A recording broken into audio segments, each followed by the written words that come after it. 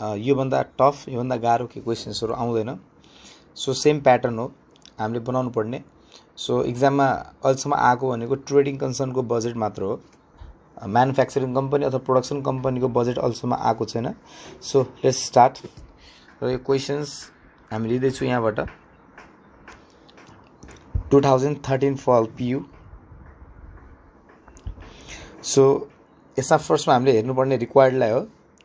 रिक्वायर्डमा हामीलाई के सोधेको छ, merchandise purchase budget for first 3 month and then cash budget, र लास्टमा हामीलाई सोधेको छ budgeted income statement for 3 month ending March. So March ending month राखेर 3 महिनाको बजेट बना भन्छ। यसको मतलब हामीलाई जनरली रफ आइडिया लागिहाल्यो, जनवरी, फेब्रुअरी र मार्चको बजेट बनाउनु पर्ने। र यसमा ब्यालेन्स सिट सोधेको छैन, त्यही पनि हामी ब्यालेन्स सिट यो क्वेसनमा गर्छौँ प्र्याक्टिसको लागि, किन एक्जाममा ब्यालेन्स सिट पक्का सोध्ने हो। यो पुरानो 2013 को मोडल भएको हुनाले यसमा ब्यालेन्स सिट सोधेको छैन। So let's start. फर्स्टमा हामी परफर्मा बनाऊ। सो मर्कन्डाइज पर्चेस बजेटको यो sales less cost of good sold, त्यसबाट हाम्रो ग्रस प्रफिट आउँछ। र यसमा एड क्लोजिङ स्टक र ओपनिङ स्टक गरी चाहिँ हाम्रो पर्चेस बजेट आउँछ। त्यस्तै cash budget January, February, March.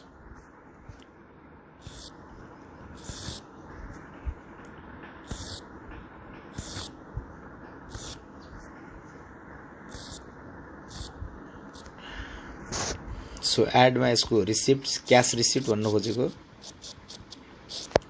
र लेसमा हाम्रो यसको पेमेन्ट्स, यति बनाए पुग्छ हाम्रो यसमा।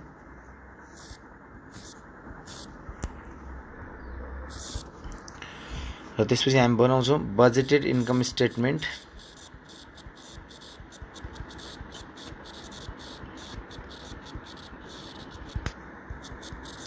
for the 3 months ending March।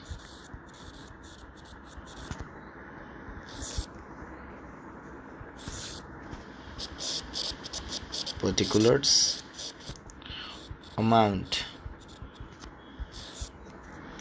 So यसमा फर्स्टमा हामीले जो sales less cost of good sold, तपाईहरुले कस्ट अफ गुड सोल्ड पुरै लेख्नु होला। त्यसबाट हाम्रो आउँछ ग्रस प्रफिट। यसमा हामी लेस के गर्छौं, अपरेटिङ एक्सपेन्सेसहरु, अपरेटिङ र नन अपरेटिङ दुईटा एक्सपेन्सेसहरु।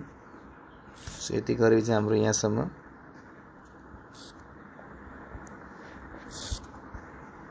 नेट प्रफिट आइहाल्छ लास्टमा हाम्रो। सो लास्ट टाइम बनाउँदैछु budgeted balance seat.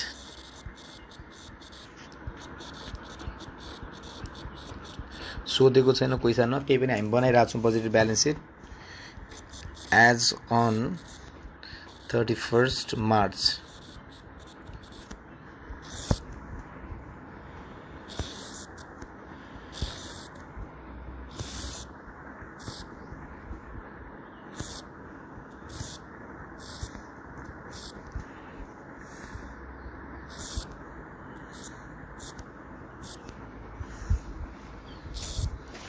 So liabilities, amount, asset, amount।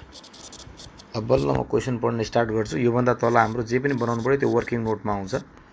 So let's start the question. So following data relate to the operation of Fewa traders, a wholesale distributor of consumer goods. So यसले following details available छ भन्छ। Following डिटेल्समा फर्स्टमा हामीलाई देखिएको छ balance seat, त्यो बाहेक अरू एडिसनल इन्फर्मेसन भन्छ।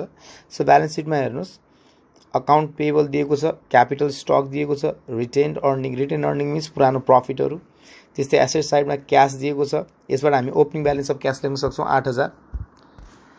So opening balance of cash कति छ, हामी यहाँ ओपनिङ ब्यालेन्स अफ क्यासमा 8000 त्यहाँ दिएकै छ ब्यालेन्स सिटमा। लास्ट इयरको ब्यालेन्स सिट करेन्ट इयरको लागि हाम्रो ओपनिङ ब्यालेन्स बन्छ।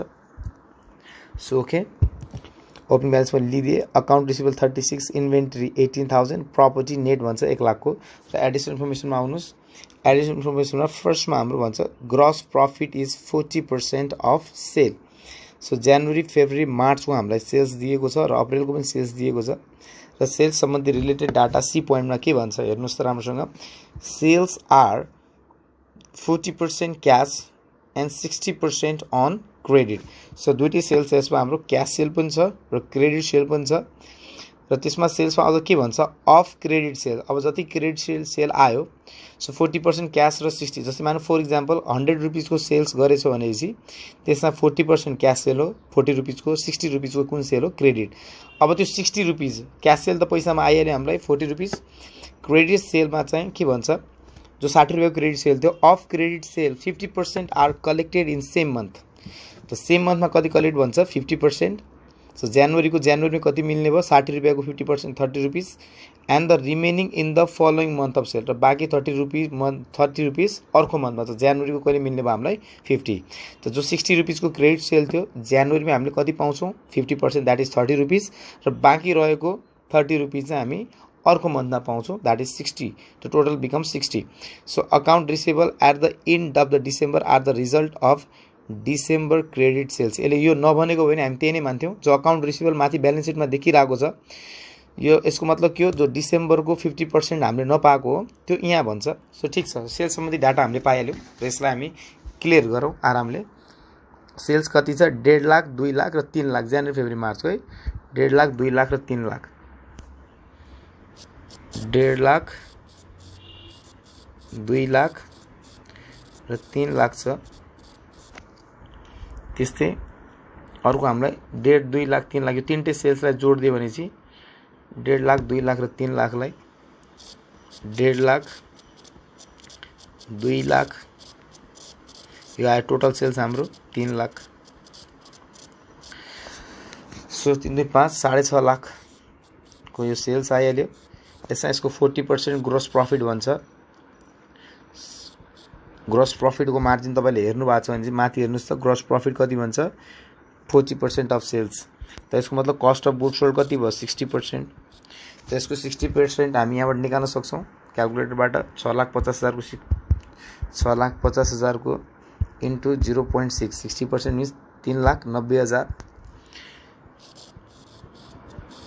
यो 6,50,000 यहाँबाट घटाए पनि हुन्छ अथवा 6,50,000 को 40% हाम्रो के हो gross profit 0.4 so that becomes 260,000 यो तपाईले यहाँबाट यो घटाए भने पनि आइहाल्थ्यो 650 देखि 390 घटाए भने यति नै आउँछ सो यो इन्फर्मेसन क्लियर भयो र अर्को सेल्स रिलेटेड डाटा हामी ग्रोस प्रॉफिट यहाँ क्वेशनले कति भन्छ 40% भन्छ सो 40%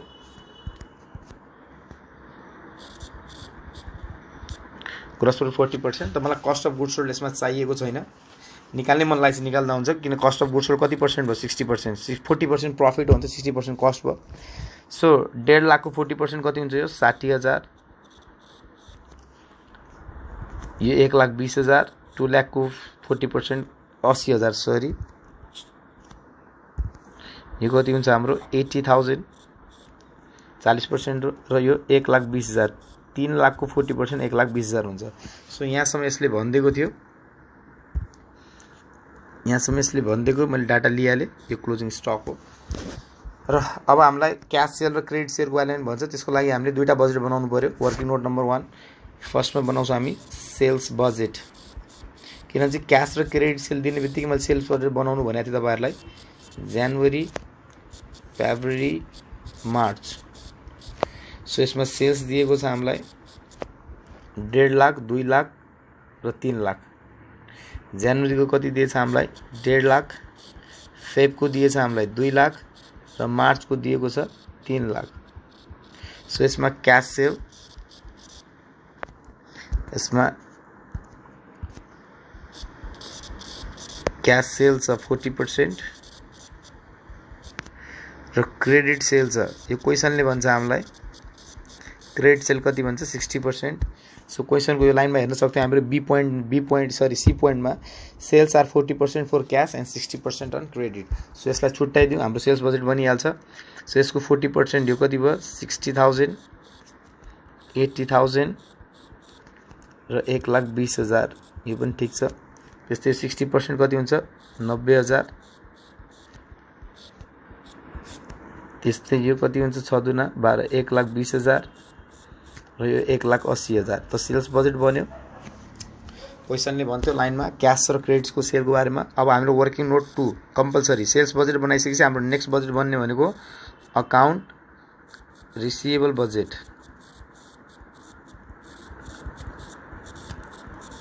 सो यो कम्पलसरी बजेट यो बनाउने नै बनाउने।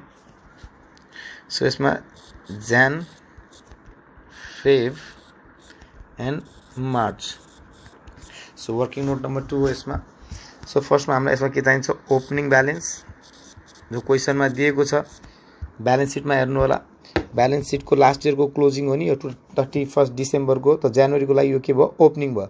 अकाउन्ट रिसिभेबल कति दिएको छ हामीलाई 36,000 ओपनिङ ब्यालेन्स हो यो। एड के गर्छौँ यसमा हामी क्रेडिट सेल। माथि क्रेडिट सेल हामीले निकालिसक्यौँ। क्रेडिट सेल कति छ 90,000। अर्को के छ हाम्रो 1,20,000 फेबमा र मार्चमा हाम्रो कति छ 1,80,000। सो यसमा यसको टोटल आइहाल्छ हाम्रो यहाँ। अनि हामीले यहाँ लेस के गर्ने हो लेस हामीले कलेक्सन। सो कलेक्सन कसरी गर्ने यो क्वेसनले भन्छ हामीलाई लेस कलेक्सन अथवा रिसिप्ट जे लेख्नुहुन्छ। सो कलेक्सनको पोलिसी क्वेसनले भन्छ हेर्नुस् त लाइनमा सी नम्बर पोइन्टमा of credit sales 50% are collected in same month. त सेम मन्थमा कति कलेक्ट गर्ने भन्छ 50% र and the remaining in the following month of sale. त 50% अर्को महिना। त सेम मन्थमा कति भन्छ यसले सेम मन्थ 50% आफ्टर 1 मन्थ